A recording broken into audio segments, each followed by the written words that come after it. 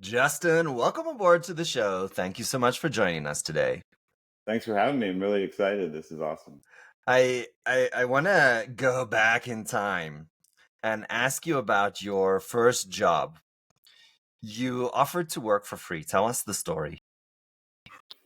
Yeah, so I went to Miami Ad School, and after I graduated, uh, right after I graduated, I was looking for a job. I was living at home, and at the time it was really difficult to find a job, especially at a great agency.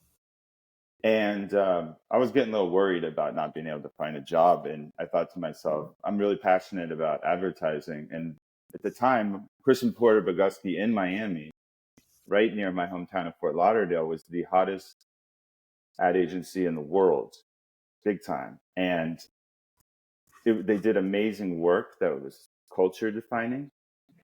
And they started an internship program. The first time they ever had a paid internship program in 2004 when I graduated. And of course, all of the copywriters and art directors at our school, all of them applied. And I took an approach with the cover letter. I'd like to think my work was good, but the cover letter is what really broke through. All of the creatives told me later, and that's why they Nice. chose me. And it was written on cardboard with a Sharpie, and it was modeled after the "Will Work for Food" signs, and it said "Will Work for Free." And then if you turned it around, it said all I asked for, and it was this long list of really I poured my heart and soul into this Mm, list of what I wanted to do and why I wanted to work at Crispin Porter. And it kind of gives me chills when I read it now because mm, I was so young and I didn't know any better. And I thought that I could do this groundbreaking, I didn't even use award winning in there. I think just culture changing work that would really touch people mm, emotionally and move them. And by the way, really do some great things for the world. At the time, they had an anti smoking campaign called Truth. mm. Many people call it the most successful smoking cessation campaign in history. Oh, wow. And, for a lot of reasons, the way they made it cool to not smoke. And it's a long story of how they did that, but it really worked. I, So, I remember driving in the rain, yeah. sad and depressed when the phone rang and I picked it up and it was my school recruiter from my school telling me, Justin, you got the Crispin Porter internship. And I get chills now. I almost cried because it was like somebody got me, somebody felt my passion. And tell you the truth, I thought some of the other writers didn't respect my work. Mm. And I thought about quitting in many times in school. And my one of the reasons I didn't is my Brazilian art director, who's now an ECD of EMEA in Europe. He told me at the time that there's an expression in Portuguese, Mm. "What's a fart?" that translates and it rhymes in Portuguese, but what's a fart when you're covered in shit? And because I'd invested time and money into this school, and he told me that, I thought that makes some sense, so I stuck it out. So you joined this highly admired group of people. What did you find out to be that was not true about what you thought? What did you learn on your journey? I didn't know how competitive and cutthroat and backstabbing Mm, advertising was. There were people that had to lock. They told me as an intern, somebody really nice took me under their wing, and this person works at Lego as a global creative director now. But they took me under their wing and they talked quietly to me. And it said to hide my ideas because people will steal them. did all that really happen to you? What's the worst horror story that came to pass? The worst horror story is that they gave me an assignment. I haven't told this story to many people, but it's crazy. They gave me an assignment the first day to write a headline for a BK Big Fish sandwich. Mm, And the benefit of it is that it's bigger than the filet of fish from McDonald's. mm. And I wrote and wrote and wrote, and I kept trying to get this approved.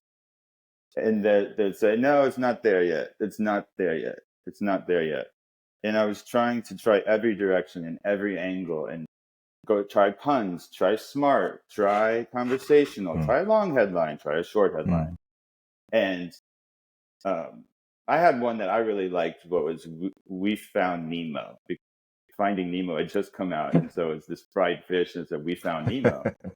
that was one of my favorite. And another one That's was great, by the way. Thank you. I'm glad you liked it, because I appreciate it. But everybody gives me this.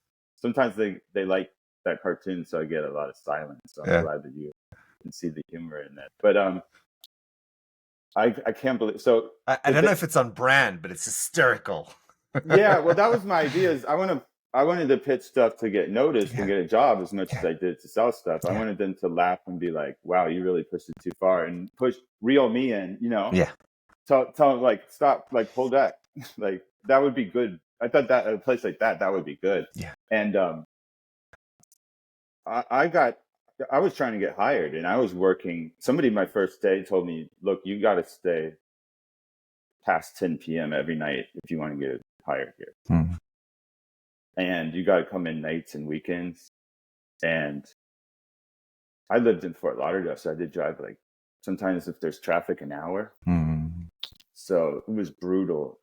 The work schedule and the lack of sleep and the stress and anxiety. And towards the end of the internship, I kind of got this feeling I might not get hired, because I'd been doing a lot of work for creative directors and group creative directors, but the only person who mattered was Alex Bagusta. He said, if you don't talk to him and he doesn't like your stuff, you're not going to get hired. And I finally mustered. Everybody said, like, don't talk to him if you're an intern. And then it was my last day at work, and I mustered up the courage. I went to the office early, and there he was in the office alone in this empty agency. And I just walked in. I said, "Hey, how you doing? Can I talk to you for a moment?" He said, "Sure." He's like, "Sit down." And then I remember I looked at him, and he had this book behind him, and it was Chuck Klosterman's Sex, Drugs, and Cocoa Puffs. I don't know if you've ever heard of that. No. But it's a huge pop culture book at the time. Imagine a guy with a Harvard degree just writing true stories about music and movies and putting that kind of intelligence into the pop culture arena. So anyway, I said, "Wow, that's my favorite book." He said, "Oh, I haven't read it yet." He's like, "Now I know everything about you because I know your favorite book." And I was like, "Whoa, is this guy some kind of master ninja that sees into your soul by reading clues?" And then I asked him, he's like, "So did you get anything produced here?" And I said, "Well, yeah, I worked on this Come Clean campaign for Method. And I did most of the writing for that. And by the way, it ended up winning the Grand Prix at Cannes." Oh, while you were an intern? No, that's the problem. If I went as an intern, I probably would have gotten hired, which was what I was about to say. Is he's like, "No, anything that you did all yourself." And I said, "Yeah, I wrote 500 lines for the BK Big Fish sandwich. Were any of them? What did you think?" He said, "I was just looking for something from a different angle." And I thought, well, I think I tried every angle there was. I didn't say that, but I was like, "There's a different angle." I wrote 500 lines. That deck, I saved them all. They're somewhere in a server somewhere. So anyway, I said, "All right, thanks." And he didn't, I didn't get hired. And I was super depressed after that, because I was trying to get a job. I think it paid $27,000 a year. To give some context, at the time, another classmate got a job at a healthcare agency as a copywriter, making $90,000. Yeah. Wow. So the point was, I was doing it for love, not money. Yeah. And I knew that if I started my career there, I could go anywhere after that. So I didn't get hired. And then fast forward 2 months, I'm looking for a job in New York, and we're in Times Square, and I see this Burger King billboard in Times Square.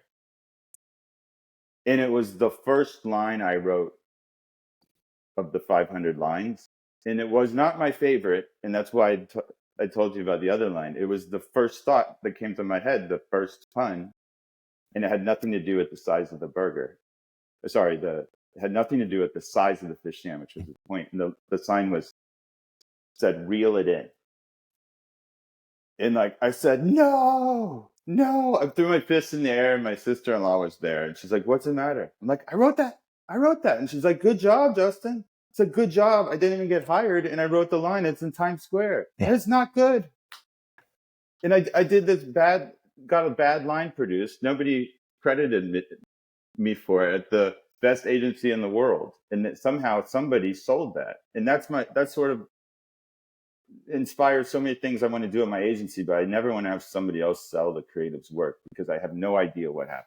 Like, how did that line get sold? What else did they show? Did they show the guppy line? What happened? I even thought it might be some torch, like hazing thing, just for fun, just to tell somebody to keep writing and writing. Like, I really think that was probably it. But I'm totally not bitter because when this creative director, PJ Pereira, who now is owner of Pereira and Odell, and he's an author and an artist. Mm-hmm. I'm not sure if you're familiar with him, but he's from Brazil. He called me a few weeks later and invited me out to San Francisco, and we went out to dinner. He offered me a job on the spot. Nice. And I ended up working at AKQA, which became probably the number one digital agency in the world. Like, was that solely due to the internship, or did you guys develop a relationship beyond that? No, it was solely because of Crispin Porter, and because of this website I worked on called Come Clean for Method, where I wrote hundreds and hundreds of lines. It was before AI. Now AI could do this very quickly, but back then a human being, you know, Subservient Chicken, right? No, what's that? So Subservient Chicken was a website that Crispin did that was the first viral digital campaign. It was a landing page where a chicken was dressed up in bondage. And then you could say, jump up and down, spin around, do push-ups. It would do everything. And that thing won, I think, a Grand Prix.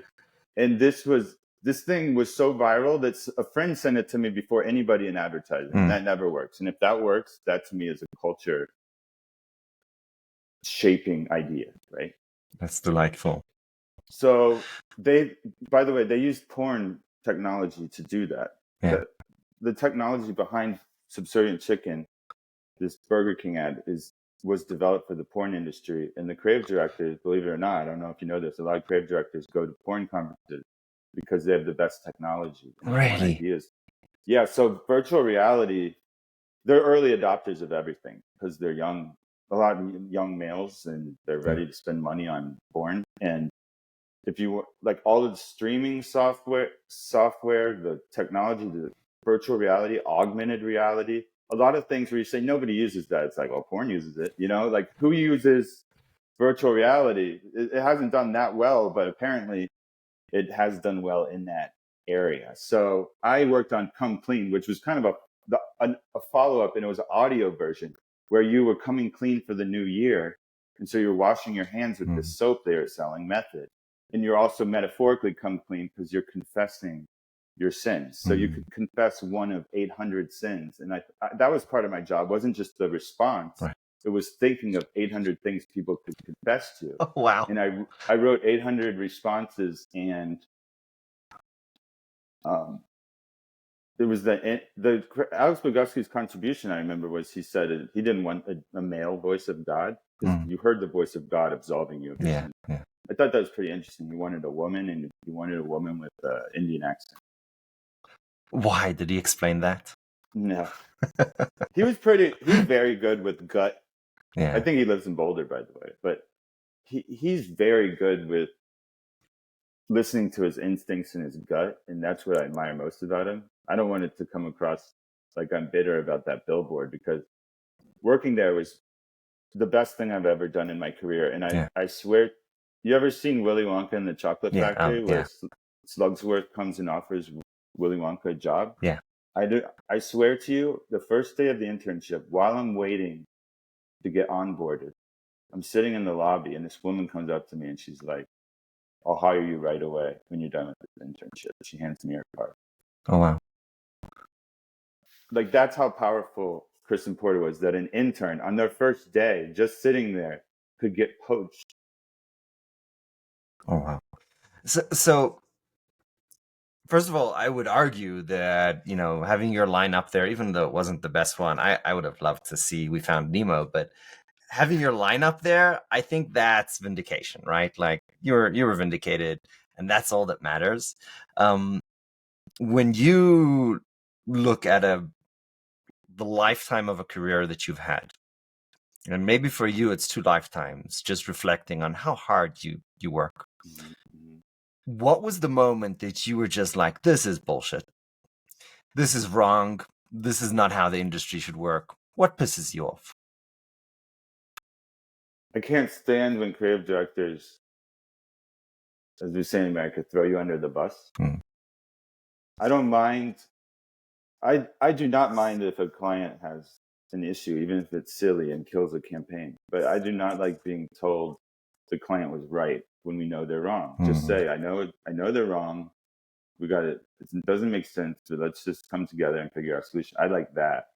I don't like when you kind of gaslight. Some creative directors gaslight themselves into thinking the client's right because they can't just admit that they're wrong, and it's okay. We'll move on. We're professionals.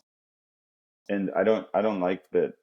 I don't like that. I mean, I think a creative director has to support and stand by and defend creatives. Creatives are sensitive people. They have these baby ideas, and you have to help them nurture it. And it would be great if we could be completely separate from our work and not become emotionally attached to it. But that's just not the way it is. You're describing a really important, I think, tension between, really it's about leadership and culture of management in a cutthroat competitive environment. What's the culture that you've adapted for yourself when you think about working for and with creatives? You mean that's been successful for me? Like, what's my coping strategy? Yeah. Sure. I think freelance has been best for me. And that's where I succeeded for a long time because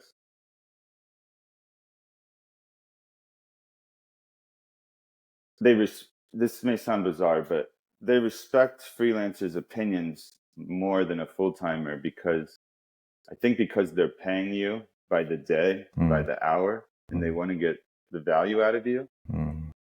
And when you're full time, they take you for granted because you're on the salary. They waste your time. They make you work weekends and nights when you shouldn't have to. They send you on wild goose chases just because you're around. If you're not busy, they'll just give you busy work.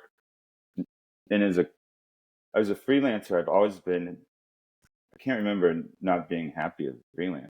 In fact, when I was a full-time worker at this toxic agency, the sweatshop, I remember freelancers would come in like smiling and happy and like showered. And I remember asking them, like, how do you like, and I would say to them, I said to one, I said, wow, you're so happy. What's going on? He's like, have you ever met a unhappy freelancer? I was like, no. And he's like, yeah, that's because when we're booked, we're happy. He's like, maybe when we're not booked, it's a different story. But every freelancer should be happy when they're at work because they got booked.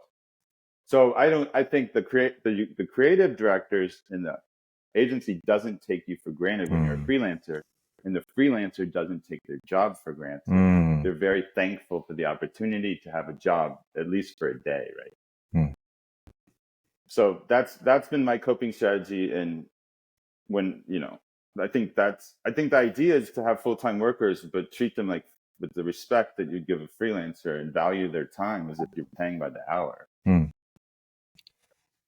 I love that. I mean, it goes to incentive design, right? How are you thinking about your engagement with this other person? And it's just completely changed in that dynamic. That's such a great comment. So you talk about this unpredictable and chaotic nature of modern advertising. What do you mean by that? So many things. The processes are out of control. They say that you need to be in an office to do great work. I launched an agency that has attracted global attention from my office at home that I'm in right now. I'm working with somebody. I work mostly as a freelancer with my friend who lives in Rome. I'm learning Portuguese from my teacher in Rio. what do I need to be in an office for? I think an office is great for. I like to hang out and see people. I like hanging out. I'd like to be in a room with you and have a Yeah. beer. But the magic of us being able to talk this easily is amazing. I can meet Yeah. you at South by Southwest someday. Yeah. In the Love to. meantime, we can connect and I can be on this podcast. And we would have never connected if it wasn't for virtual meetings. And I don't take that for granted for a second, because that's what allows me to feed my kids. If this didn't exist, I wouldn't be able to pay for their Cheerios. So What's the nature, is when you talk about a beautiful disaster, is that the creative nature, or what is that? I think the universe itself was a mess. That's how the world works and science works, is that we start with chaos, and from that comes order. And the Big Bang Theory was chaotic, and then it blasted everything, and there was this big mess, and then eventually everything distills. And I like to call myself a distiller of chaos. I think somebody can come to me, and I've mastered this art because I've had to. And a client can ramble on about all over the place for like 40 minutes and go this way and that way, and I can take that and I'll make sense of it.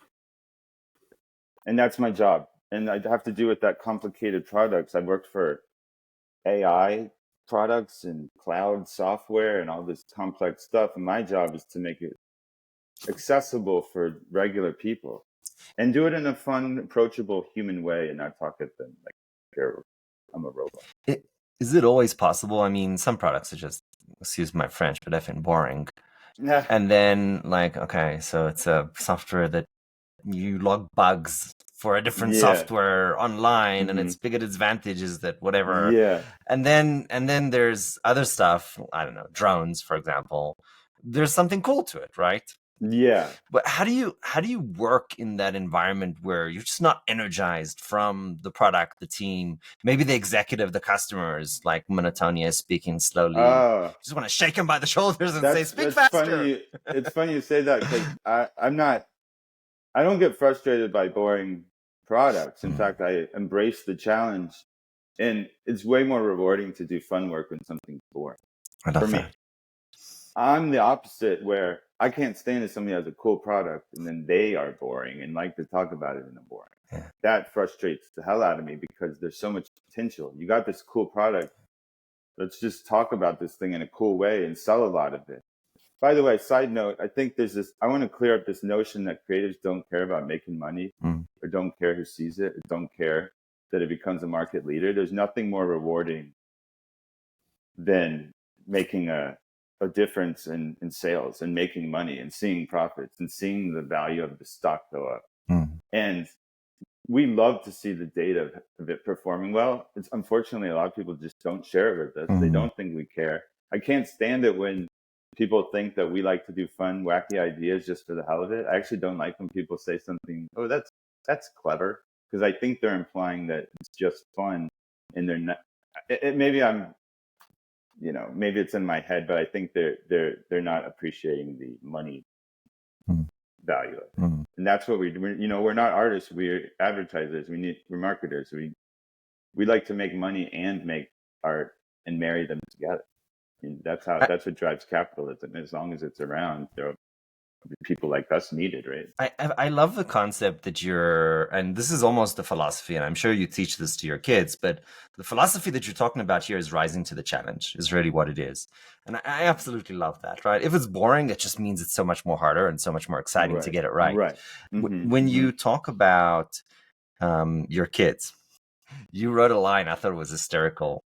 And you said something on the lines of, oh, they want to be, I think it was soccer players or something, or pro athletes. They Right. just haven't figured out yet that they want to be Yeah. creatives. Um, when you think about kind of child rearing, what are the big things that you want to pass to them?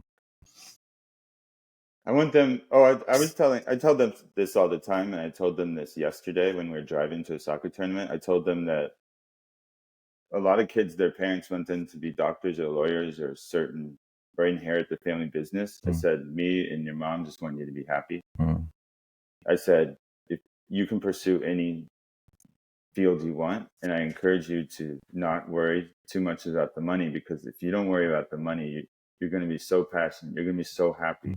You won't waste money on cars and boats and yachts and things to make you happy when your job makes you happy. And I said, guess what happens when you're happy and work is like play. You're really good at it.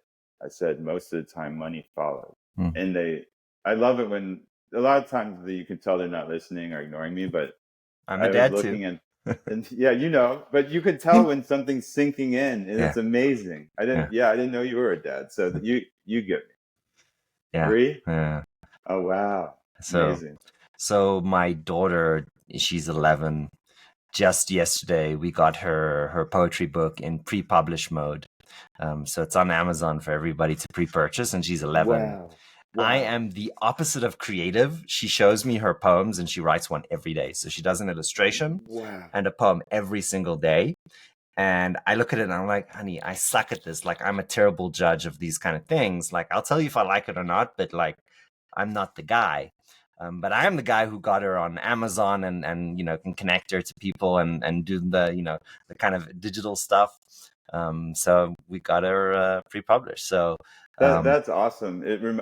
She reminds me of myself, because I had an art director, a creative partner, and he said that in design school they have what's called tonnage project, and they're referring to projects where it's a lot of volume. Yeah. And when you describe your daughter making something every single day, like a machine, like, but she I don't force her, I don't make her do it, she just does it. Like it's almost like, and I'm like, honey, it doesn't have to be good, it doesn't have to be bad, but if you get your 10,000 hours and you do 10,000 of these, like, you're gonna slowly get awesome, right? And at the beginning her stuff was kind of like meh, okay, but it's starting to get consistently better to the level like I'm like, that's actually quite good.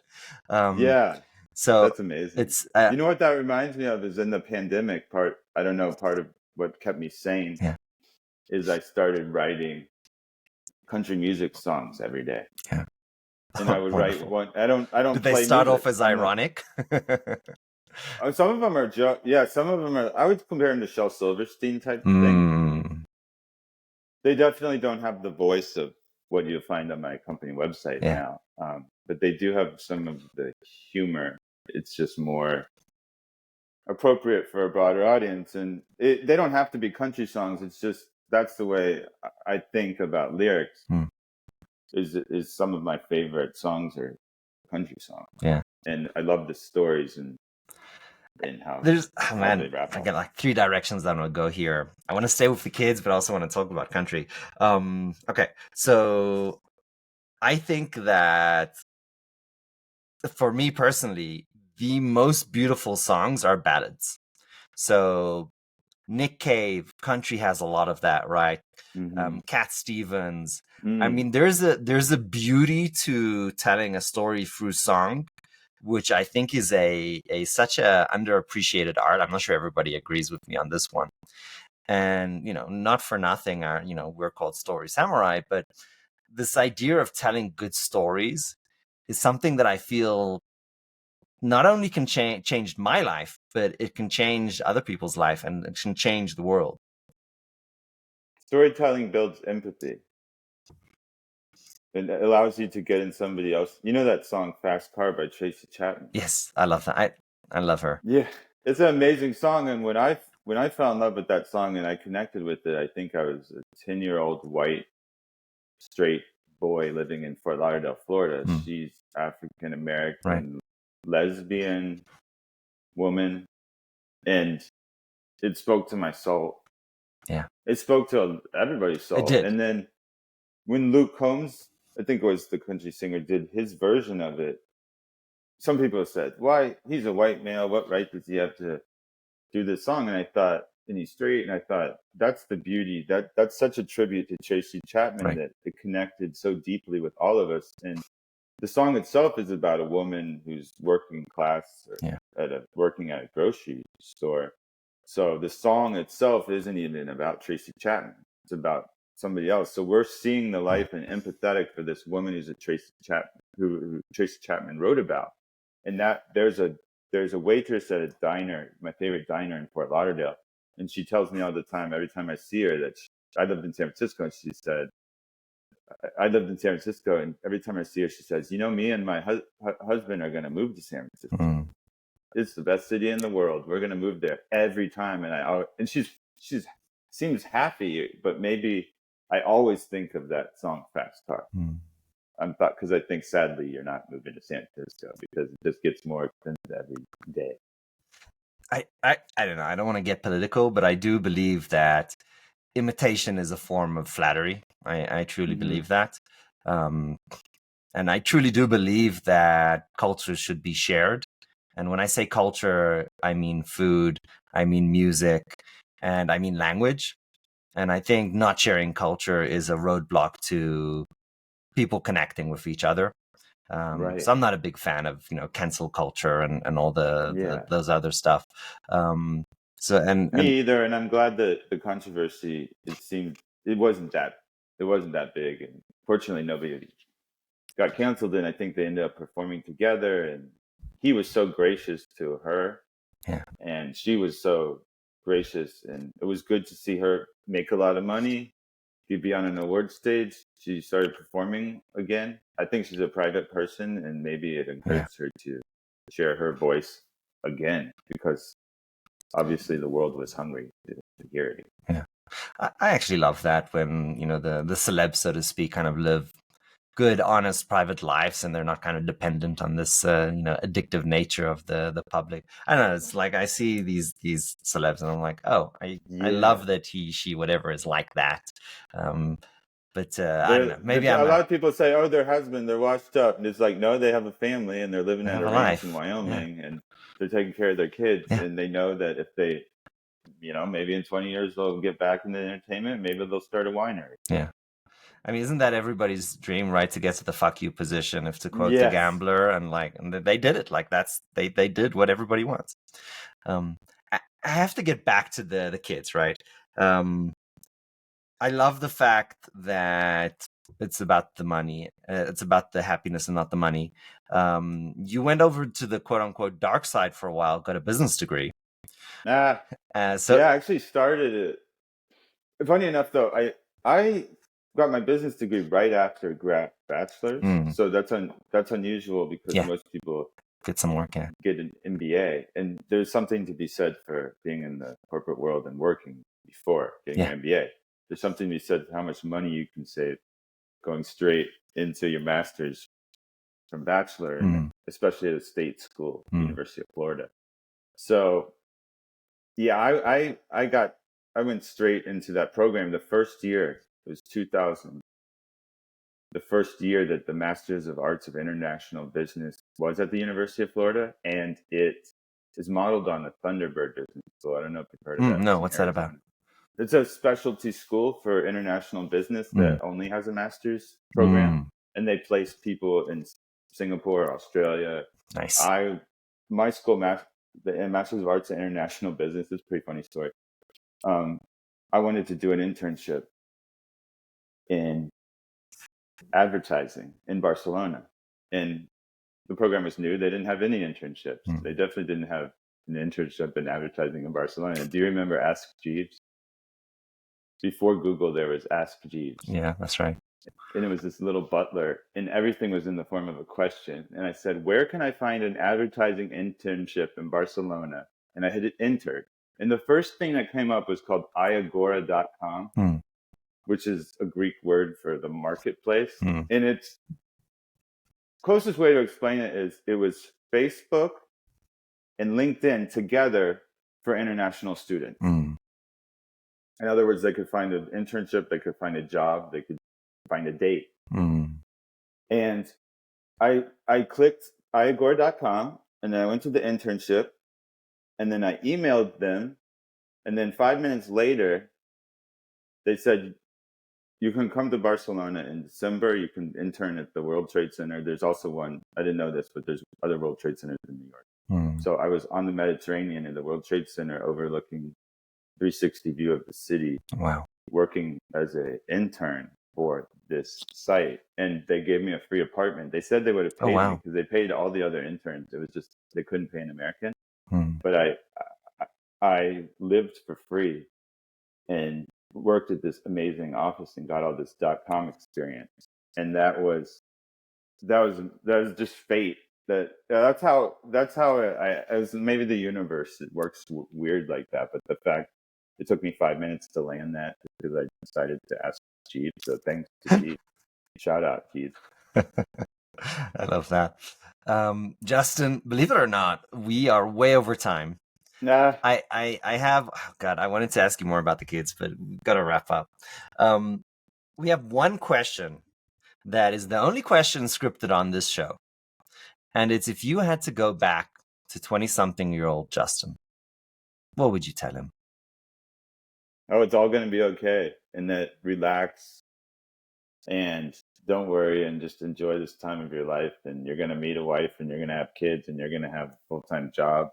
And then be young, have fun, drink Pepsi. That's my favorite tagline ever because it's so. Some people probably think it's like too salesy or straightforward, but it's so honest. It's like you're selling Pepsi. Be young, have fun, drink Pepsi. Just do the first two, and why not do the third? It's on us. Yeah, it's like if you listen to the first two, it's not even an ad; it's a metaphor Right. for life. You just never think you're old. Just live young. Just a good idea. Justin, thank you so much for coming on the show today. This has been absolutely delightful. Thanks a lot. It's been a lot of fun. Appreciate it, and look forward to listening to other episodes in the future. Appreciate it.